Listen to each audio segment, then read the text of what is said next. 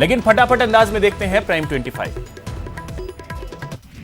प्रधानमंत्री नरेंद्र मोदी की अध्यक्षता में आज कैबिनेट की बैठक हुई, जिसके बाद केंद्रीय मंत्री प्रकाश जावड़ेकर ने कहा कि गरीब कल्याण अन्न योजना की अवधि नवंबर तक बढ़ा दी गई है। इसके तहत 81 करोड़ लोगों को 203 लाख टन अनाज दिया जाएगा। इसके अलावा शहरी गरीबों और कामगारों के लिए सस्ते घर किराए पर मुहैया कराए जाएंगे। इससे करीब 3.5 लाख लोगों को फायदा होगा।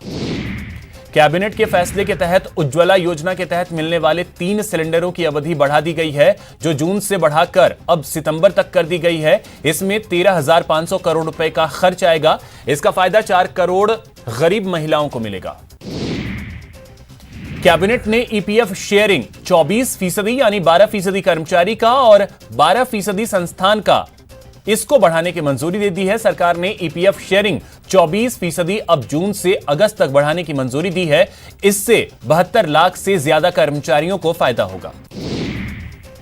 गृह मंत्री अमित शाह ने कैबिनेट की बैठक में हुए फैसलों की तारीफ की और गरीबों को राशन देने वाली प्रधानमंत्री गरीब कल्याण अन्न योजना के नवंबर तक विस्तार के फैसले को मंजूरी देने के लिए पीएम का आभार जताया।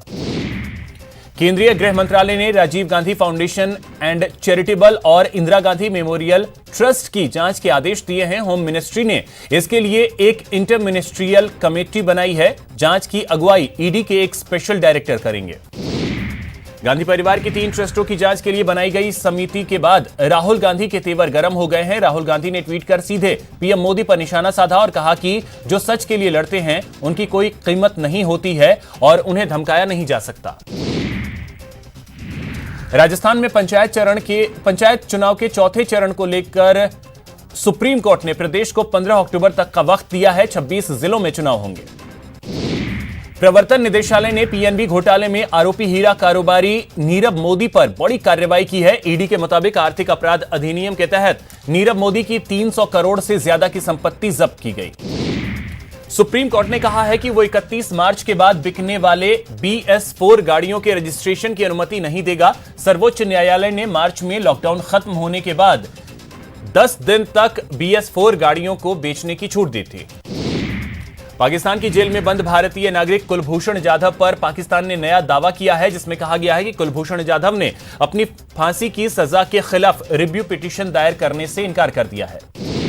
पाकिस्तानी सेना ने एलओसी के पास सीज फायर का उल्लंघन किया। फायरिंग में 65 साल की एक महिला की मौत हो गई, जबकि एक अन्य गंभीर रूप से घायल हो गया। अमेरिका ने आधिकारिक तौर पर खुद को विश्व स्वास्थ्य संगठन से अलग कर लिया है। इससे पहले अमेरिका ने WHO को दी जाने वाली लाखों करोड़ों की फंडिंग भी रोक दी थी। WHO ने हवा में कोरोना वायरस फैलने की बात स्वीकार कर ली है। WHO की टेक्निकल लीड मारिया वान के मुताबिक वो एयरबोर्न ट्रांसमिशन और एरोसोल ट्रांसमिशन की संभावना से इनकार नहीं कर सकते हैं। पूरी दुनिया में 1 करोड़ 19 लाख से ज्यादा लोग कोरोना महामारी की चपेट में आ चुके हैं। दुनिया भर में मरने वालों की संख्या 5,45,000 के पार पहुंच गई है। हालांकि 68 लाख से ज्यादा लोग ठीक हुए हैं। देश में कोरोना पॉजिटिव मरीजों की संख्या बढ़कर 7,42,000 के पार पहुंच गई है, जबकि 4,56,000 से ज्यादा लोग रिकवर हुए हैं। अब तक 20,642 मरीजों की मौत हुई है। ICMR के मुताबिक अब तक देश में 1,04,73,771 टेस्ट हुए हैं। इनमें से 2,62,679 सैंपल 7 जुलाई को टेस्ट किए गए। पिछले 24 घंटे में 22,752 मामले सामने आए हैं। वहीं 482 मौतें हुई हैं। इसके साथ ही 2,64,944 एक्टिव केस हैं। 4,56,831 मरीज ठीक हुए हैं। राजस्थान में कोरोना संक्रमण के मामले लगातार बढ़ते जा रहे हैं। आज 173 नए पॉजिटिव केस सामने आए। कुल पॉजिटिव का आंकड़ा जो है वो 21,577 तक पहुंच गया। सीएम अशोक गहलोत ने आज डिजिटल लोकार्पण किया। उन्होंने उदयपुर सेंट्रल कोऑपरेटिव प्रधान कार्यालय और शाखा भवन का लोकार्पण किया। साथ ही उन्होंने चंदेरिया के सहकार भवन का भी डिजिटल लोकार्पण किया।